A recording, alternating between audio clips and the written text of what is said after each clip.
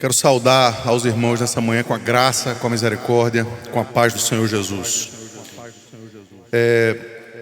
Se puderem abrir o livro de Eclesiastes, a Bíblia no livro de Eclesiastes, capítulo 1.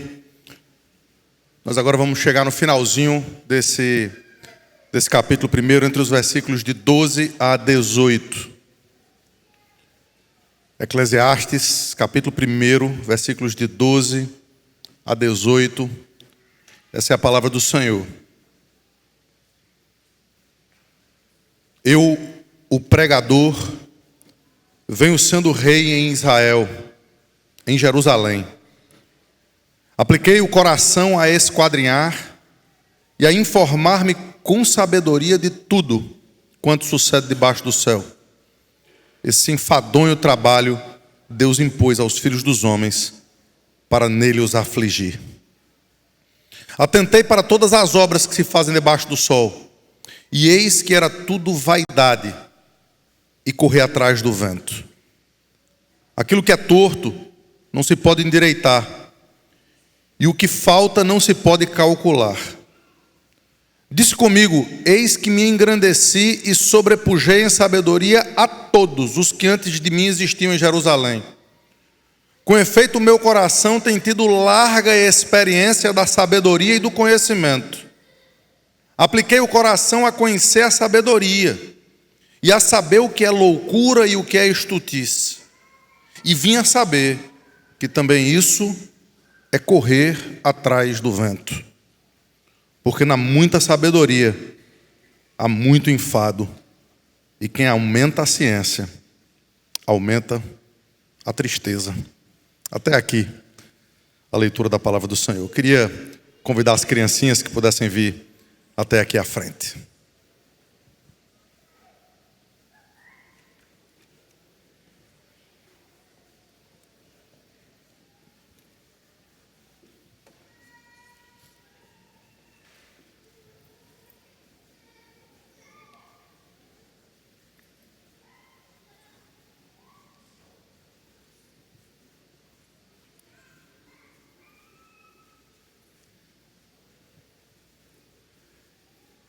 Bom dia, gente. Bom dia. Eu e tia Patrícia, quando Judá era bem pequenininho, Judá tinha 1 ano de idade, a gente morou numa espécie de orfanato, é chamado aqui de foster home, que criancinhas são tiradas das casas para outros adultos poderem cuidar por conta de maus tratos que os pais fazem, esse tipo de coisa. E tinha uma menininha lá que a gente se apegou muito a ela. Ela era da idade de Judá na época, tinha 1 ano e 1 ano e um pouquinho. Só que ela começou a chorar e a gente não sabia por que ela estava chorando. E depois a gente percebeu que ela estava com medo da própria sombra dela. Imagina só. Passava a sombra dela mesma e ela gritava com medo. E a gente teve que mostrar para ela que aquilo era apenas uma sombra. Mas aquilo ficou na minha mente por muitos anos. E quando eu leio o texto que a gente acabou de ler, é uma coisa mais ou menos parecida com essa. O texto fala pelo menos 2 vezes que tem gente, vê que coisa doida, correndo atrás de vento. Vocês já viram isso? Correr atrás de vento. Vento a gente não consegue nem ver, mas a imagem aqui é como quem está ficando doido, como quem está indo atrás de alguma coisa que não tem nem como a gente pegar ou ver ou entender o que significa. É como se a vida dessas pessoas fosse como uma bolha daquelas que a gente sopra lá no parque. A gente sopra aquelas bolinhas e ela tem uma vida tão curta. Daqui a pouco ela, antes de bater na mão da gente, o que acontece com ela? Ela estoura. É assim que as pessoas têm vivendo a sua perspectiva de vida. E eu queria que vocês entendessem que a vida é muito mais do que uma bolha que se estoura, muito mais do que uma sombra que não deve trazer medo para ninguém, e muito mais do que correr atrás de vento. A gente deve correr atrás de coisas que verdadeiramente importam. E a coisa que mais importa para a gente é Jesus. A gente acabou de cantar sobre Ele. A gente acabou de cantar. Agora é possível que a gente cante essas mesmas palavras aqui. A gente cantou aqui: Hosana, Hosana. teve muita gente que cantou essas mesmas palavras e na semana seguinte, ou nos dias seguintes, estavam crucificando Jesus. Que a gente não simplesmente cante isso aqui com a nossa boca, mas que o nosso coração esteja cheio de Jesus, para que a nossa vida tenha sentido. A palavra de hoje vai ser sobre o sentido da vida. E eu espero que vocês cresçam desde pequenininhos, sabendo que o sentido verdadeiro da vida é Jesus, para que vocês nunca se apartem dele. Tá bom? Vamos orar? Senhor Deus, muito obrigado pela vida e pelo sentido da vida. Obrigado por Jesus. Que a gente cresça amando a Ele mais do que qualquer outra coisa na vida. Em nome de Jesus. Amém. Agora vocês sentem lá junto dos pais, tá bom?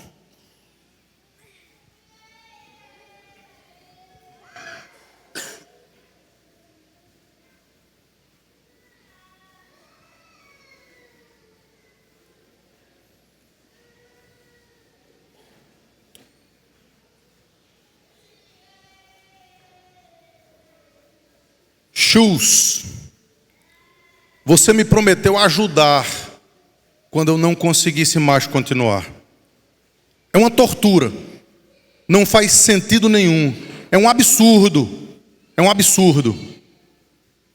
Essas foram as palavras de Freud para o seu amigo, quando disse para ele alguns dias antes de morrer que a vida estava completamente sem sentido.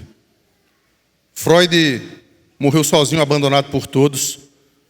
Diz que até o seu cachorro, o escudeiro, o abandonou por conta do cheiro de cancro que ele não conseguia suportar. Marx, que ironicamente pregava o fim do direito à herança, ele precisou nos últimos dias da sua vida da herança de sua esposa para poder viver. Alguém havia perguntado alguns dias antes dele morrer quais seriam as suas últimas palavras. E ele disse: vá embora. Últimas palavras são para os tolos que nunca disseram nada o suficiente.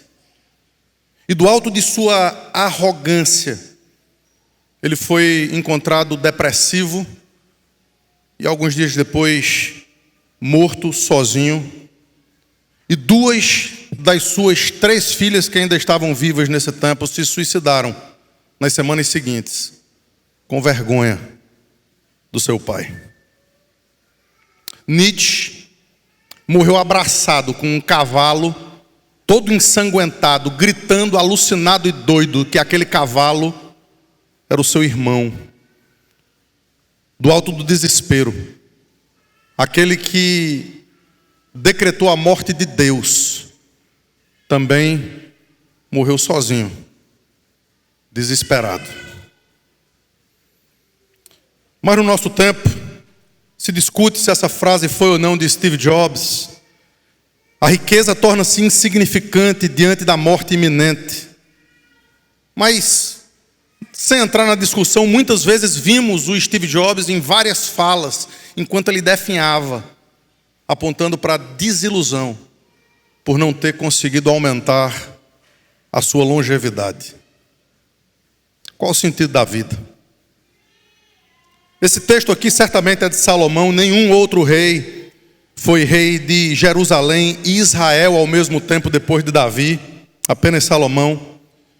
E ele começa esse texto dando uma carteirada mesmo, dizendo: eu tenho sido rei em Israel. E depois de dar essa carteirada dizendo eu tenho sido rei em Israel, ele apela para a ciência, ele apela para o conhecimento, ele apela para as suas pesquisas muito profundas, dizendo: apliquei o coração a muita coisa. Veja aí, versículos 12 e 13. Eu, o pregador, ou o Coelete, venho sendo rei em Israel, em Jerusalém. Apliquei o coração a esquadrinhar e a informar-me com sabedoria de tudo quanto sucede debaixo do céu. No versículo 14, ele usa a palavra atentei para essas coisas. No versículo 16, ele está usando técnicas de pesquisa. Eu disse comigo e depois o meu coração tem tido larga experiência.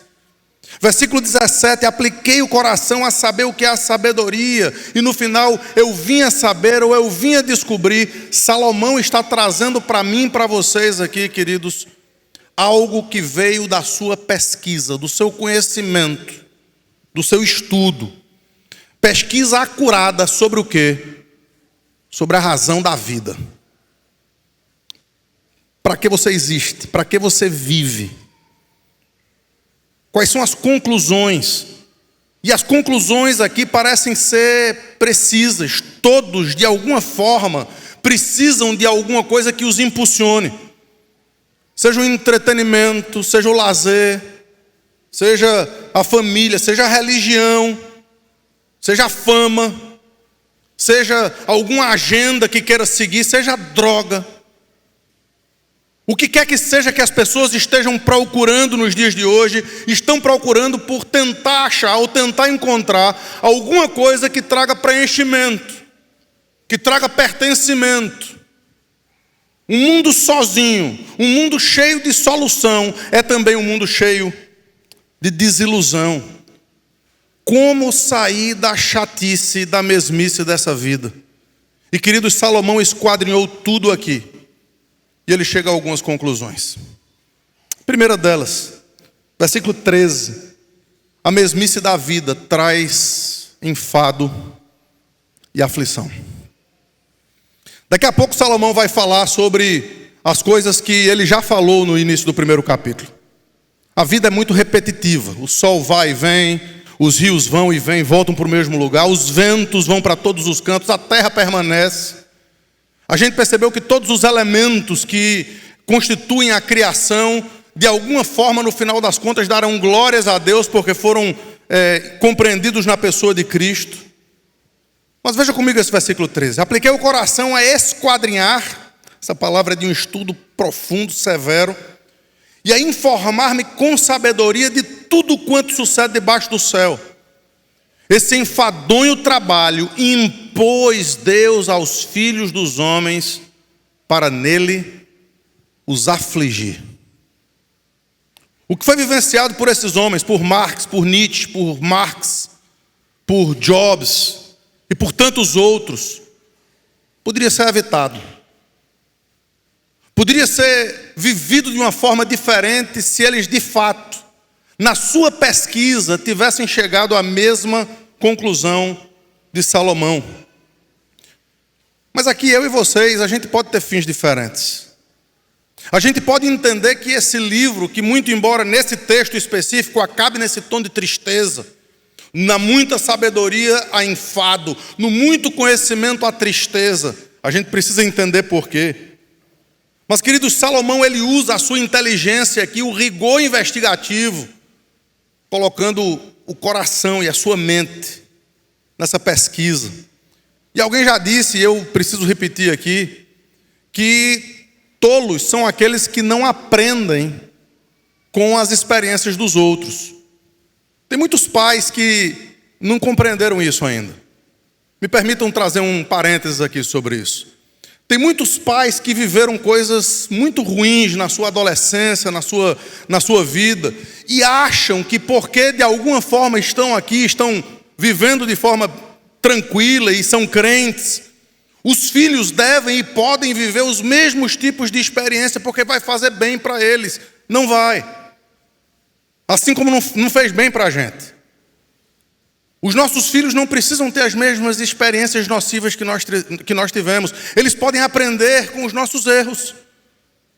E nós podemos ensiná-los, não a partir de um pedestal onde a gente diz para eles que de alguma forma nós somos melhores do que eles, quando muitas vezes nós precisamos baixar o nosso pedestal para juntamente com eles entendermos que aquilo que eles estão passando é aquilo que nós passamos também. Experiência dos outros serve para a gente. Que a experiência de Salomão possa servir para a gente. Que a gente não precise fazer toda essa investigação da vida buscar toda a fama, todas as mulheres, as riquezas, tudo aquilo que esse mundo pode oferecer, para chegar às mesmas conclusões de que tudo é vaidade, é correr atrás do vento. Tudo não tem proveito absolutamente nenhum debaixo do sol. Ele usa aqui, queridos, a linguagem da queda. Gênesis capítulo 3 traz essa expressão enfado, mostrando aqui que desde então, desde a queda, lutar contra essa realidade é lutar contra o próprio Deus. Foi isso que Paulo escreveu em Romanos capítulo 1, dizendo, eles se inculcam por sábios. Esses nomes aqui, queridos, são sábios diante desse mundo. Esses nomes aqui são pessoas que o mundo admira, mesmo tendo compreendido o tipo de morte que eles morreram, o desespero que eles tiveram no final de suas vidas. Inculcando-se por sábios, diz o apóstolo Paulo, eles se tornaram loucos nos seus próprios raciocínios, obscurecendo-lhes os corações insensatos.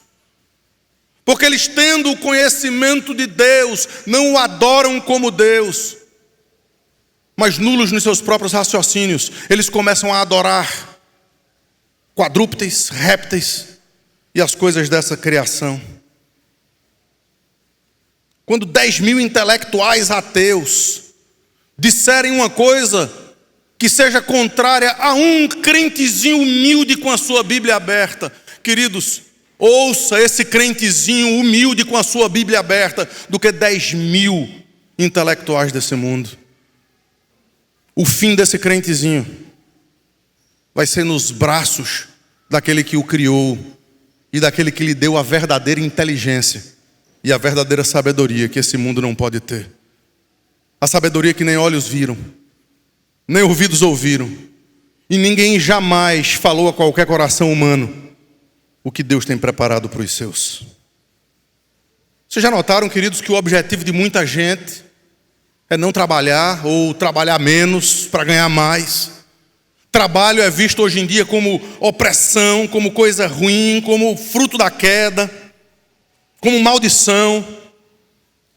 Como crentes, queridos, a gente precisa resgatar o valor dessas coisas. O termo aqui, Deus impôs aos filhos dos homens para o afligir, é precisamente por conta da linguagem da própria queda mesmo. Os cardos e abrolhos estão aí, precisamente para dizer que a queda tem consequências, que o pecado traz as suas consequências e as suas mazelas.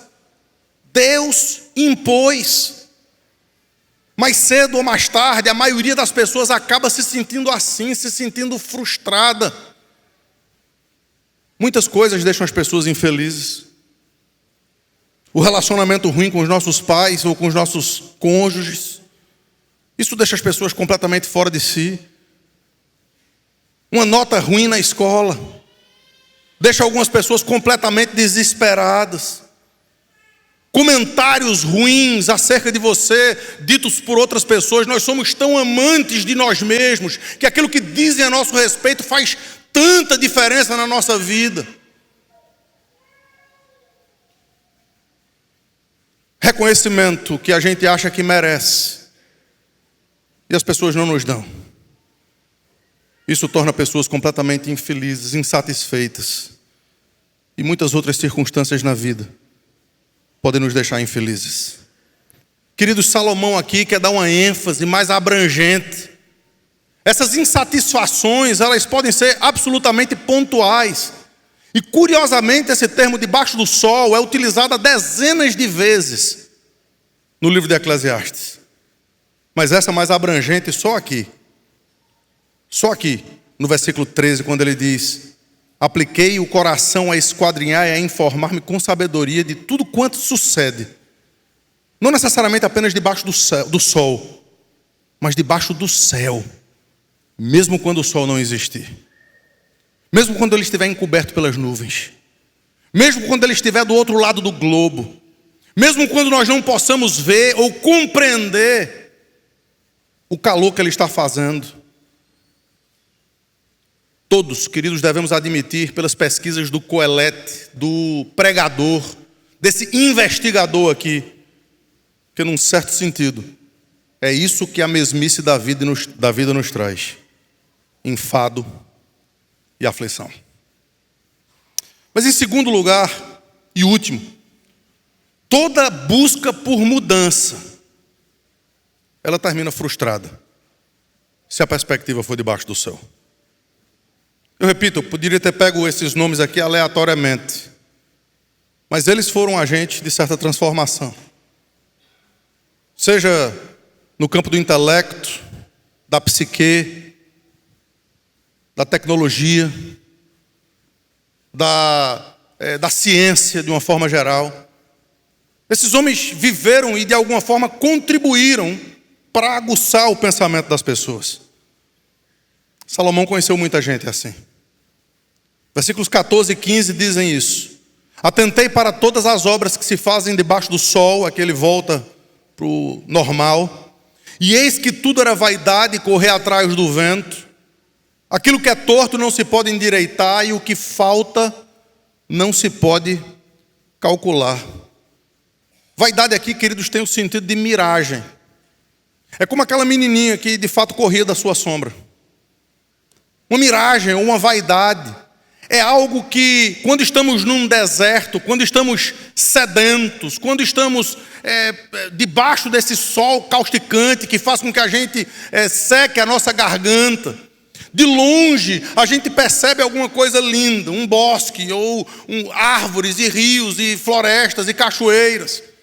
E de repente a gente se aproxima daquilo que está vendendo para a gente ser alguma coisa maravilhosa, vendendo para a gente ser alguma coisa que vai de fato nos dessedentar, que vai resolver os nossos problemas, que vai trazer finalmente um descanso, um conforto, uma tranquilidade. Mas à medida que a gente se aproxima, à medida que a gente chega perto, a gente percebe que aquilo não passa de uma miragem. Essa é a vaidade da vida. É assim que muitos de nós estamos buscando o sentido da vida em coisas que são tão passageiras e tão pueris, que vendem algum tipo de satisfação ou de saciedade momentânea, mas que no dia seguinte, queridos, a ressaca moral faz com que nós não compreendamos que aquilo não vai nos levar a canto nenhum. É correr atrás do vento mesmo, porque não satisfaz, não responde, os corações continuam vazios, as mentes continuam vazias, as respostas continuam sem chegar. É por isso que a expressão correr atrás do vento faz tanto sentido aqui, queridos, isso é muito forte. Como a gente pode encontrar sentido nessa vida, como ser feliz. Tem tanta gente que já poderia estar usufruindo tanto aqui, mas não está, porque ainda está preocupado com as coisas do amanhã, porque ainda não entendeu que a verdadeira sabedoria encarnada nos disse que basta cada dia o seu próprio mal. Aqui no livro de Eclesiastes, mais na frente, o sábio vai dizer: olha, aproveita a vida com a mulher que amas. Tem tanta gente tentando aproveitar a vida com tantas coisas, ou se encher de vil metal, se encher de coisas, de brinquedos, que nunca vão aproveitar. De coisas que nunca vão usar, vão deixar para outros.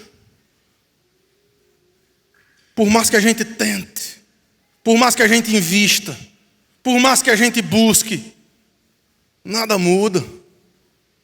Aquele buraco continua ali. Às vezes eu e vocês nos encontramos em sinucas de bico assim. Para onde é que a gente vai? E o fruto, queridos, que a palavra de Deus nos traz é o arrependimento. É uma mudança radical de mente. E eu e vocês precisamos entender que isso é o final do livro de Eclesiastes. Isso é o que, no final das contas, vai fazer algum sentido. É nós entendermos que quanto mais nós buscarmos aquilo que apenas satisfaz como miragem, mais tristes e mais longe de Deus nós estaremos. Isso não é um lugar seguro para mim ou para você. Porque quanto mais longe de Deus, a gente vai continuar encantado com coisas que não satisfazem. Note, queridos, que o resultado aqui é irreversível para a eternidade e improdutivo para o agora. Versículo 15, aquilo que é torto não se pode endireitar. E no final, o que falta não se pode calcular. O que falta não se calcula. Por quê? Porque você não está com o coração e com a mente nas coisas lá do alto onde Cristo vive. É por isso que o apóstolo Paulo diz que aqueles que investem nas coisas dessa vida, ou aqueles que têm o seu conforto e a sua alegria nas coisas dessa vida, são os mais infelizes de todos os homens. Mas muitos que tentam ajustar as coisas nessa vida, constroem castelos, mansões, cidades, constroem edifícios, constroem tudo que podem desejar, e Salomão vai falar sobre isso mais na frente, mas eles continuam insatisfeitos, eles continuam sem ser completamente preenchidos, porque aquilo que é torto não vai se endireitar com a perspectiva debaixo do sol. É por isso que Paulo, em Colossenses capítulo 3, versículo 1, ele diz: pense nas coisas lá do alto, onde Cristo vive. Na conclusão desse texto, queridos, a gente tem Salomão nos brindando com a confissão pública daquilo que ele viveu. Essa confissão vai continuar nos próximos capítulos. Mas aqui ele diz: disse comigo, versículo 16: eis que me engrandeci e sobrepujei em sabedoria a todos os que antes de mim existiram em Jerusalém. Se você é alguém que busca a completude na sua sabedoria, no seu conhecimento, na sua forma de lidar e de resolver os problemas, se você entende que por ser um cara safo, por ser um cara que tem a solução para tudo, se você entende que isso vai trazer respostas suficientes para você, veja, você precisa caminhar um pouquinho para chegar junto de Salomão. Ele foi além de você, de qualquer um aqui. Eu conheço todo mundo, menos os visitantes. De qualquer um de vocês aqui, Salomão teve uma sabedoria muito maior, muito mais impressionante. Mas a conclusão que ele chegou é precisamente essa: eu me engrandeci em sabedoria a todos que antes de mim existiam em Jerusalém. Ele diz mais: com efeito, o meu coração tem tido larga experiência da sabedoria e do conhecimento. Apliquei o coração a conhecer a sabedoria, pesado, profundo, repetitivo, e a saber que é loucura e o que é estultice. E vim a saber que isso também, até mesmo a sabedoria debaixo do sol, até mesmo o conhecimento de todas as coisas, que se você fosse um Google ambulante, melhor agora, um ChatGPT, se você fosse alguém que tivesse todas as respostas imediatamente, isso também, diz Salomão, é correr atrás do vento, se a resposta não apontar para um lugar só, para aquilo que nós cantamos aqui. Nenhuma beleza havia que nos agradasse. É completamente diferente da sabedoria desse mundo, cheia de brilho, de luz, de cores, de prazeres. A sabedoria lá do alto é uma cruz, onde um homem de pouco mais de 30 anos de idade morre completamente ensanguentado, totalmente despido de qualquer vaidade desse mundo. Aquele que é o Criador absoluto de todas as coisas estava pendurado num pedaço de madeira. Aquele que nunca teve culpa de absolutamente nada, recebeu em si culpas de milhares e milhares e milhões de pessoas ao longo dessa criação, ao longo dessa história, ao longo desse mundo. Que tipo de sabedoria é essa? É por isso que o apóstolo Paulo diz que isso para o mundo é loucura para os que se perdem. É insanidade para gregos, é loucura para judeus, mas para nós que cremos, é poder de Deus e sabedoria de Deus.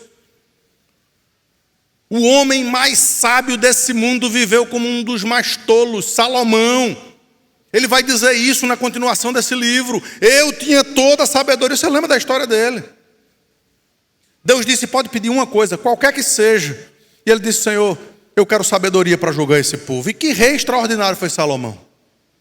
E como ele sobrepujou todos os outros reis, e como o reino de Israel cresceu nos dias do reinado de Salomão, mas na sua vida pessoal, toda aquela sabedoria, tudo aquilo que foi bom para os outros, trouxe apenas podridão para o seu próprio coração.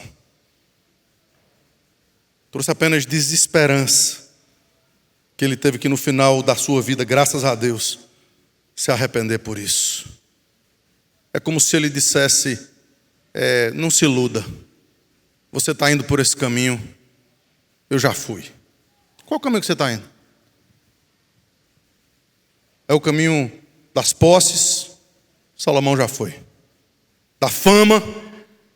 Salomão tem experiência. Do poder? Vai ser difícil você chegar igual a Salomão. Da sabedoria e do conhecimento?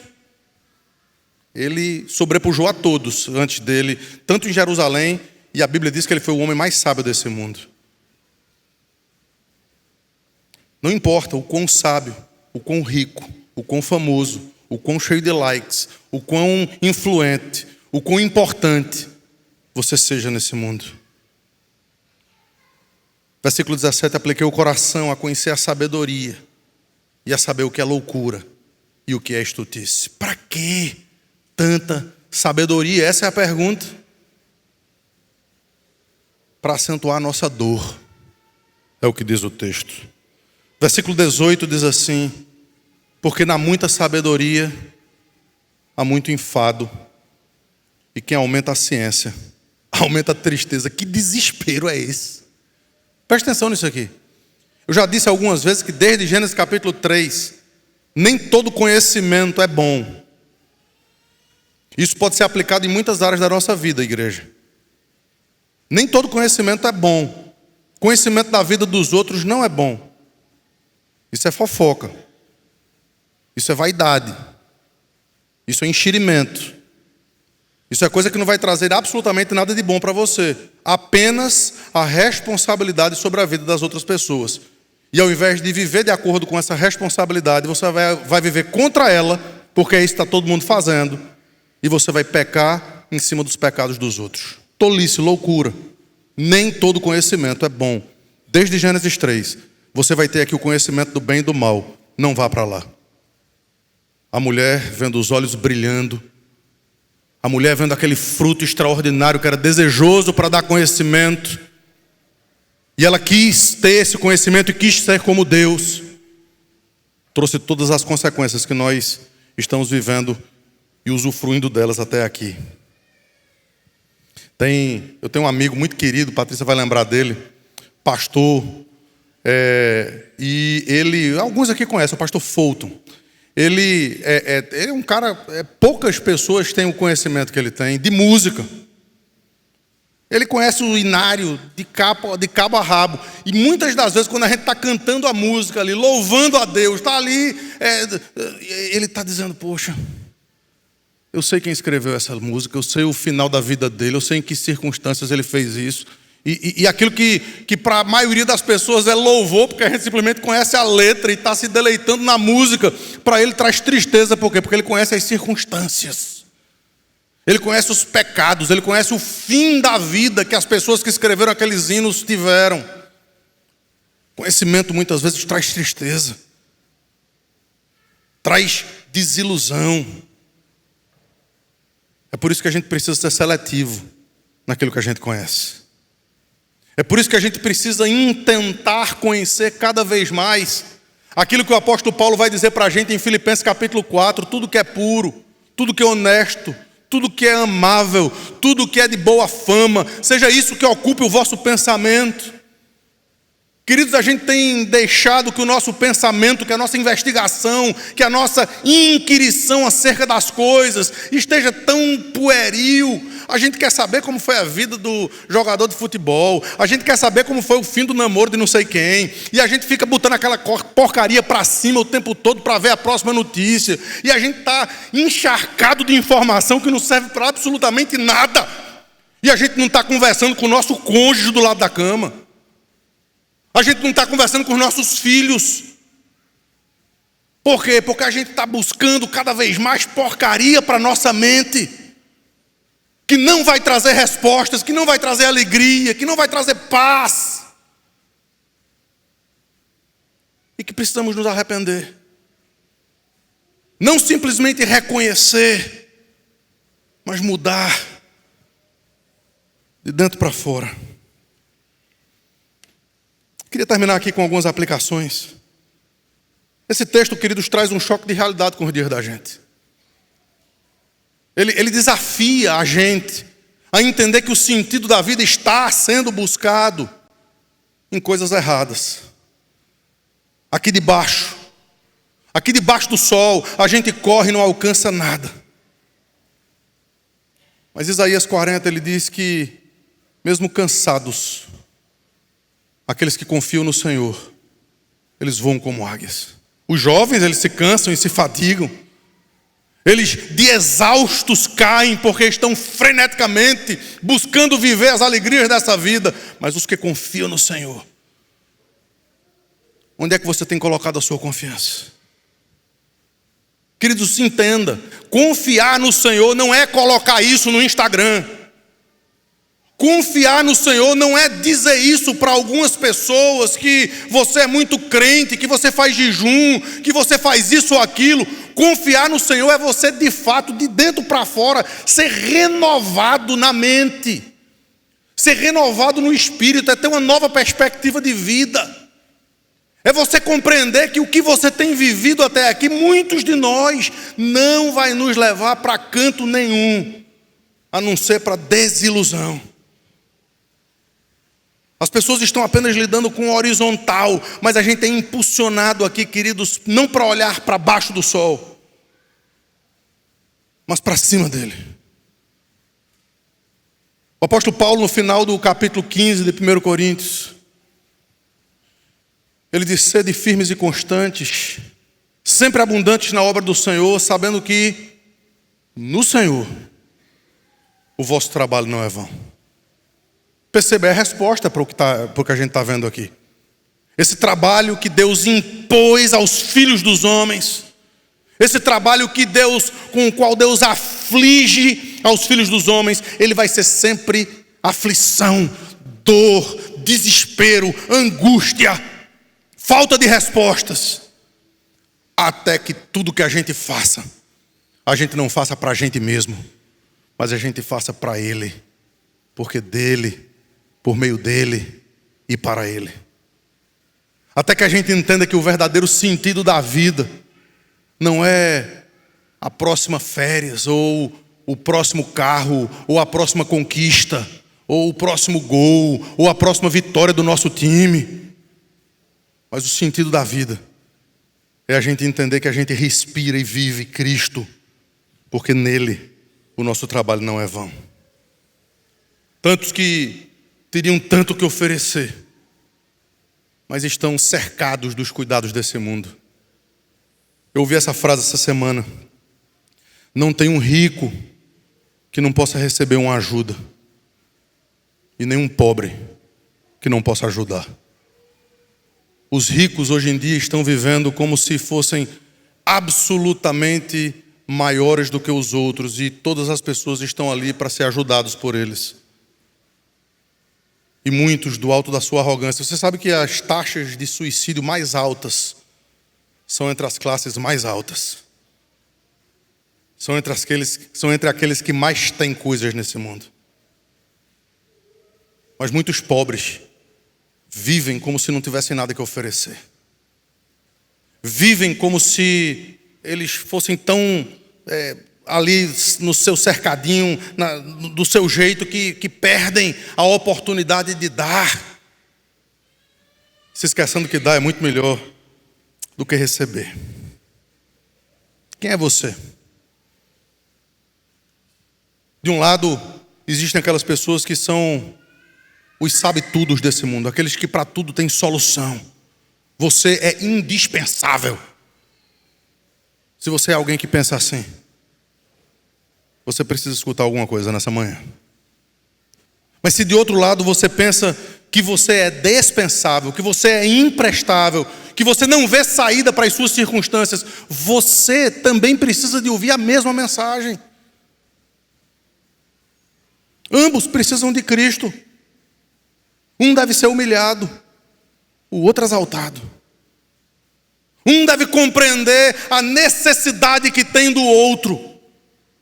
E o outro precisa entender a necessidade que o outro tem de você mesmo.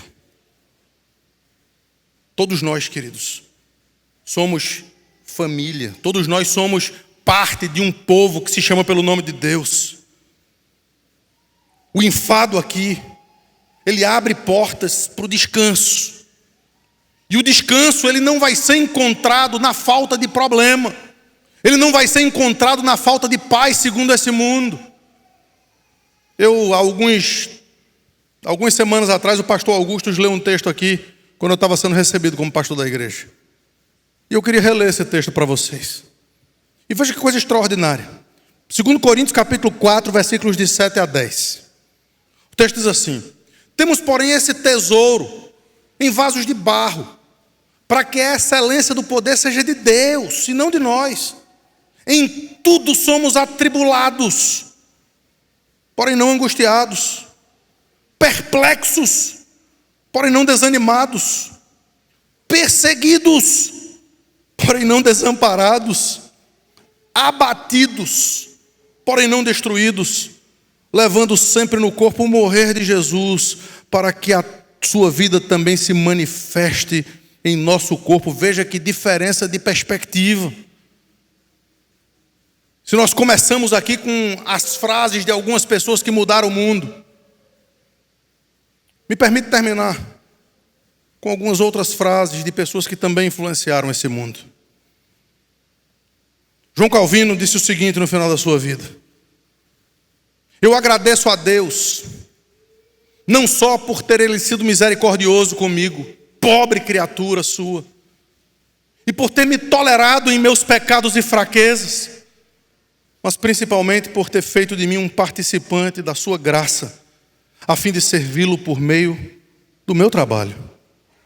Confesso ter vivido e confesso que morrerei nessa fé que Ele me deu, portanto não possuo outra esperança ou refúgio além de sua predestinação, sobre a qual toda a minha salvação está baseada. Recebo essa graça que Ele me ofereceu em nosso Senhor Jesus Cristo e aceito os méritos do seu sofrimento e morte, por meio dos quais todos os meus pecados foram enterrados. Isso é saber morrer. Agostinho, na hora de sua morte, ele disse: seja feita a tua vontade, vem, Senhor Jesus. O apóstolo Paulo, escrevendo a sua última carta, ele disse: combati o bom combate, encerrei a carreira e guardei a fé. Essa semana eu falei com um amigo querido e ele disse: estou pronto para me encontrar com a beleza do meu Criador e do meu Salvador.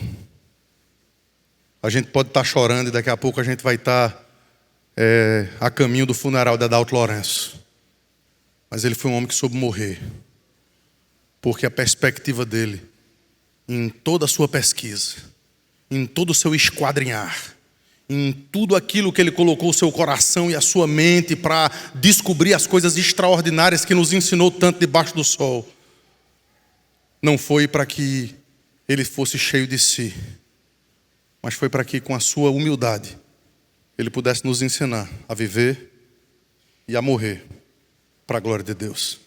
A vida tem sentido, e o sentido dessa vida não é o que está aqui debaixo, mas é aquilo que o nosso coração pode desfrutar lá no alto, onde Cristo vive. Que a gente possa encontrar esse sentido em cada detalhe da nossa caminhada. Vou chamar o pastor Nil, que possa terminar com oração, e logo depois a gente vai entoar um cântico de louvor ao Senhor.